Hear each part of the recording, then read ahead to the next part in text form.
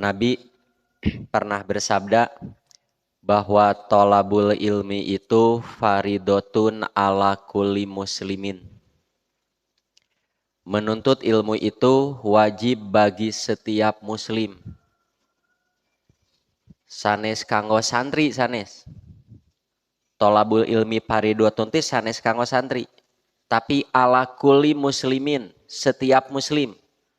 Mau santri atau tidak, mau bagian dari majelis taklim atau bukan, mau lulusan pesantren atau tidak, setiap muslim itu wajib belajar ilmu. Nah, ilmu apa yang dipelajari? Ilmu apa saja. Selama ilmu itu baik, berguna bagi dirinya, bagi keluarganya, berguna bagi pekerjaannya, apalagi berguna bagi negara dan bangsa ini. Nah, hanya jangan lupa kata Nabi SAW, khairu man ta'allamal Qur'ana wa 'allamahu. Sebaik-baik orang itu yang belajar Al-Quran dan mengajarkannya. Belajar apapun baik, tapi yang terbaik itu belajar Quran dan mengajarkannya. Nah, belajar apanya? Quran belajar mulai dari belajar bacanya. Sok Bapak Ibu, ya kaum muslimin semuanya, perhatikan diri kita, anak-anak kita, jangan sampai tidak bisa baca Quran. Memalukan ya orang Islam tidak bisa baca Quran. Quran itu kitab suci umat Islam. Firman Allah Subhanahu wa ta'ala. Asdaqul hadis, sebaik-baik omongan itu Quran. Orang Islam meyakini Quran itu kitab suci, kalamullah, tapi bacanya saja tidak bisa, kan ini memalukan ini. Ya, ayo belajar bacanya. Yang sudah cukup lancar bacanya, belajar tajwidnya, belajar tahsinnya. Tahsin itu untuk mempraktikkan ilmu tajwid. Kalau kita belajar tajwid, biasanya hanya teori saja. Ku tahsin mah dipraktekeun. Ya. Bagaimana melakukan idgham biguna? Bagaimana melakukan idgham bilaguna? Kan beda. Teu kenging mir robbika kan teu kenging. Ya. Eta mah bilaguna. Kalau yang biguna bagaimana? Ikhfa bagaimana? Iklab bagaimana? Dulu kita waktu belajar tajwid belum nge-booming tahsin. Iklab teh ada mim mati menghadapi huruf ba. Ya, dibaca mim gitu we hungkul, padahal kan teu kenging rapet mim tah kitu dina tahsin teh diajarkan. Ya, sanes mim tane tapi mim, nah si bibirnya teh teu rapet. Itu di tahsin itu. Baca mim ba henteu doraka ngan goreng patut gitu. Nah, jangan lupa juga belajar isinya. Belajar ya, isi ayat Quran. Quran teh isina teh naon wae. Ya, orang Islam kan sebagaimana mereka yakini, orang Islam teh sadeana wajib taat kepada Allah. Ada orang mau taat kepada Allah tapi tidak tahu isi Al-Quran. Bade kumaha taatna? Kan taat kepada Allah itu mengamalkan isi Quran. Taat kepada Allah itu melaksanakan yang diperintah Allah, menjauhi yang dilarangnya. Tapi dia tidak tahu ari Allah teh nitah naon wae dina Quran. Allah itu melarang apa saja. Gak mungkin orang bisa taat kepada Allah tanpa belajar Quran, itu gak mungkin. Gak bisa dirinya disebut saya taat kepada Allah tapi tidak tahu isi Quran. Ya. Taat kepada Allah itu ngamalkan isi Quran. Nah, isi Quran secara garis besar itu ada 3. Urusan akidah, ibadah, muamalah. Kita belajar mau ngabahas tafsir Al-Baqarah, Al-Maidah, ya, tafsir juz 28, mau kajian hadis Bukhari, Muslim, Riyadus Shalihin, apa saja. Ya. Diajar Quran mah mau sudut akidahnya, mau sudut muamalahnya, mau sudut ibadah, mau akidah, ibadah, muamalah. Ya, Quran mah sok diajar bade bab naon wae oge, mengajarkan kepada kita supaya kita baik. Berakidahnya lurus, beribadahnya benar, bermuamalahnya bagus. Kita mau belajar bab apa saja supaya kita ini soleh tidak salah hidupnya. Ujungnya kita belajar Quran hadis sok bade ngabahas bab naon wae oge. Ujungnya puncaknya setelah kita meninggal supaya kita jadi ahli surga, tidak ahli neraka, begitu. Sok bade ngabahas bab naon wae oge. Contoh, kita belajar Quran hadis dari sudut akidahnya. Puncak belajar akidah mah la ilaha illallah. Kata Nabi SAW, siapa yang yakin la ilaha illallah, terbawa mati keyakinan ini sampai mati. Yakin la ilaha illallah. Terbawa mati, akidah ini terbawa mati. Sudah, kata Nabi, dakhalal jannah. Ada lagi yang tidak dari kecil dia la ilaha illallah. Paling tidak kata Nabi, man kana akhiru kalamihi la ilaha illallah dakhalal jannah. Siapa yang ucapan akhirnya la ilaha illallah pasti masuk surga. Ya. Bios, belok dulu ya sedikit. Bapak Ibu, kalau ada saudara kita, mau ayah, ibu, nenek, aki, emang salah. Sakit-sakitan malah sudah anfal. Ya, saur dokter ge ieu mah moal lami deui. Ta eta teh entong diantep talkinan dengan la ilaha illallah. Ari talkin teh mengajarkan melalui lisan supaya orang-orang yang ditalkini mengikutinya. Jangan ditalkini oleh surat Al-Baqarah, jangan panjang teuing. Talkin mah kula ilaha illallah, kata Nabi, lakinu mautakum la ilaha illallah. Tah, nunuju sakarat teh talkinan kula ilaha illallah. Ki mu urang mah ucapkeun la ilaha illallah. Nin la ilaha illallah. Mamah la ilaha illallah. Kalau yang mau meninggal ini mengucapkan la ilaha illallah atau paling tidak ungeuk. Ungeuk teh apa? Menganggukkan, menunjukkan bahwa dia sadar. Dia paham dengan kalimat itu. Kalau sudah mengucapkan atau paling tidak ungeuk karena sudah tidak kuat mengucapkan, sudah jangan diganggu lagi. Biarkan kalimat itu, akidah ini menjadi kalimat terakhirnya menjelang wafatnya. Kumaha kitu lamun kalimat terakhir dakhalal jannah Pak. Masuk surga. Kade jangan coba-coba begini. Tos ditalkinan ku urang nu bade maot teh. La ilaha illallah. La ilaha illallah. Terus orang yang sakit ini sudah mengucapkan la ilaha illallah. Torojol nunamu. Kunaon gering teh teu bebeja. Ieu saha? Katimpah deui atuh. Jadi kalimat terakhirna ieu saha? Hayang naon, hayang ketang lemang. Tuh jadi ketan lemang terakhirnya. Kalau sudah mengucapkan la ilaha illallah, jangan diganggu lagi. Biarkan kalimat itu menjadi kalimat terakhir. Jaminannya dakhalal jannah Pak. Man kana akhiru kalamihi dakhalal jannah. Siapa yang ucapan terakhirnya la ilaha illallah dakhalal jannah.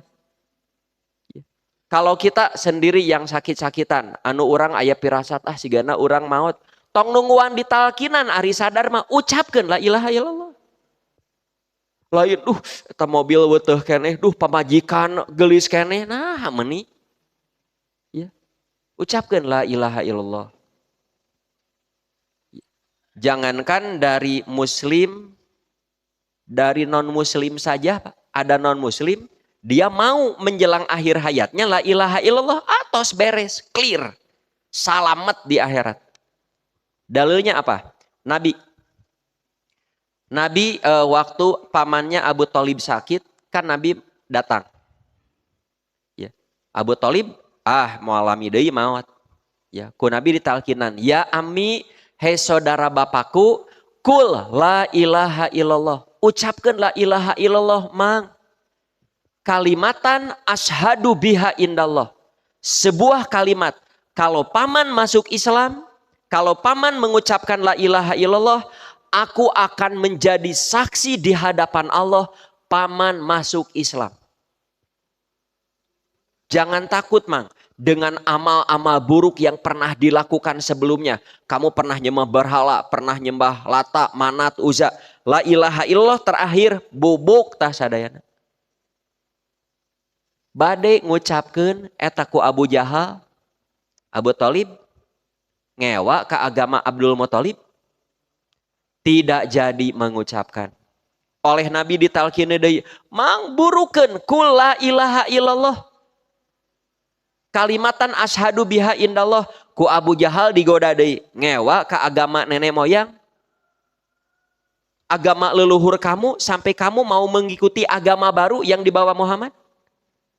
Terjadi deui. Terus Nabi Muhammad talkin, akhirnya Abu Thalib menolak mengucapkan la ilaha illallah. Fa'aba ayyakula la ilallah. Nabi menangis. Karena sampai meninggalnya menolak. Menangis bukan sekedar sedih meninggal. Ya, tapi Nabi aneh, mengapa orang yang saya sangat cintai, besar sekali jasanya kepada Islam kaum muslimin, tapi tidak mau meyakini la ilaha illallah. Ya. Dan Nabi tahu pamannya tidak akan pernah selamat di akhirat. Ya, kan sampai turun ayat kaitan dengan itu. Innaka latahdi man ahbabta. Muhammad, setikat engkau saja tidak akan bisa memberi hidayah kepada orang yang kamu cintai sekalipun. Nah, sebaliknya Bapak Ibu, ada orang ibadah, beramal baik, tapi akidahnya tidak la ilaha illallah, pasti celaka. Siapa contohnya? Abu Thalib. Ya. Ari orang di luar Islam ibadah nggak Pak? Ibadah. Orang Hindu ibadah, orang Buddha ibadah, orang Nasrani ibadah. Orang Hindu Buddha ada yang berbuat baik? Ada. Dermawan, melakukan baksos, ya bagi-bagi sembako. Tapi kalau tidak yakin la ilaha illallah, oleh Quran disebut habitot a'maluhum fid dunya wal akhirah. Amalnya hancur dunia akhirat. La ilaha illallah madah akarna atuh. Akarna. Ya. Jadi akidahnya la ilaha illallah selamat. Akidahnya bukan la ilaha illallah celaka. Ya. Bapak sami, bapak ibu ibadah tapi tidak untuk Allah. Imah resepe mau kenging pahala. Nah, begitu juga ya Bapak Ibu hadirin hadirat rahimakumullah, kita belajar ibadah dalam Quran hadis. Quran hadis kalau mengajarkan ibadah, menuntun supaya ibadah kita benar, tidak salah. Benar surga, tidak benar neraka. Jangan main-main. Saya ambil contoh satu saja, bab wudu nih. Nabi pernah wudu. Wudu di hadapan para sahabat, beres wudu Nabi bersabda, man tawaddo'a nahwa wudu'i hadza. Siapa di antara kamu yang wudu seperti wuduku ini, dilanjutkan dengan membaca asyhadu alla ilaha illallah wa asyhadu anna muhammadar rasulullah. Beres wudu, syahadat. Beres wudu, syahadat. Wudunya seperti wudu Nabi, baca syahadat. Apa jaminannya? Masuk surga melalui pintu mana saja yang dikehendaki. Eta teh ku wudu hungkul bae teu salat ge, sanes kitu. Orang kalau wudunya apik, pasti salatna bakal apik. Ya. Berjamaahna akan apik, dagangna bakal apik. Bapak Ibu kan tahu, walaupun tidak hafal redaksi hadisnya tahu. Ya, kalau seseorang sholatnya beres, maka amalnya bakal beres. Ya. Bila sholatnya beres, amalnya beres. Tah sholat beres teh dimimitian ku wudu nu beres. Ya, wudunya beres, pasti sholatnya beres. Dagangna beres, jadi bapak beres, jadi suami beres. Makanya jaminannya masuk surganya melalui pintu mana saja. Hadisnya sahih. Begitu juga wudu tidak benar, Bu. Diancam neraka. Di zaman Nabi ada orang wudu, wudunya rusuh. Si keneungna ngalemeng. You know ngalemeng? Garing saageng kieu. Terlihat oleh Nabi SAW. Nabi pun bersabda, wailun lil aqab minan nar. Ya. Muncak orang Garut mah hayang disenget ku neraka eta cokor. Gitu. Muncak ajengan kapunggur mah naraka well. Well. Nya wailun teh naraka well. Ya, neraka well bagi orang yang wudu, tapi pada saat wudu ia sengaja tidak cuci tumitnya. Ya. Tumit itu bagian anggota wudu yang wajib dicuci. Kedua, mata kaki itu bukan batas maksimal, batas minimal. Langkungan tidak apa-apa, lebihkan. Begitu juga siku bukan batas maksimal, batas minimal, lebihkan. Walaupun hanya sedikit. Ulah dipas, leuwih ting lebar. Nih irit. Ya. Tuh sakit tuh teh, wudu tidak betul, diancam neraka. Rajin wudu, wudunya tidak benar, diancam neraka. Kabayang nutara wudu. Kabayang nutara wudu, Pak. Cing nemutkeun Bapak Ibu, aya keneh teu orang Islam anu tara salat, Pak. Lain aya renyak. Nu wudu wae salah diancam neraka. Kabayang nu teu wudu. Nah, begitu juga kita belajar Quran hadis dari sudut muamalah. Muamalahnya baik, salamet. Muamalahnya tidak baik, celaka. Bapak akidahnya lurus, la ilaha illallah. Ibadahnya benar. Kesehariannya buruk-buruk, Pak. Contoh-contoh. Mungkin nggak pedagang jadi ahli surga? Mungkin. Sahur Nabi, di antara manusia yang akan bertetangga di surga denganku, sahawe nu bakal natangga di surga. Atajirus sodiku, pedagang yang jujur. Ya, anu rajin sholat sunat bakal natangga jeung Nabi. Ya, nu resep kana sunah Nabi bakal natangga. Di antaranya atajirus sodiku, pedagang yang jujur. Sebaliknya, kudagang bisa ke neraka tuh? Bisa, kan wailun lil mutopipin teh nu dagang. Anu cek ajengan kapunggur mah naraka well. Bagi mutopipin, saha mutopipin teh nu dagang, tapi lamun ngilo sok dikurangan, menakar dikurangan, nimbang dikurangan. Kira-kira pedagang-pedagang sekarang masih ada yang begitu? Banyak di wae begitu. Tulis di pasar teh, di pasar. Wailun lil mutopipin. Ah, orang mah teu sieun, ih, diancam ku Quran mah kudu sieun. Mengapa? Pasti. Begitu, jadi mau diajar akidah, ibadah, muamalah. Kalau kita tidak belajar, wah atos kalaut. Diajar wae, tidak mau mengamalkan celaka. Hoyong salamet mah, belajar, amalkan. Tidak mau belajar, pasti celaka.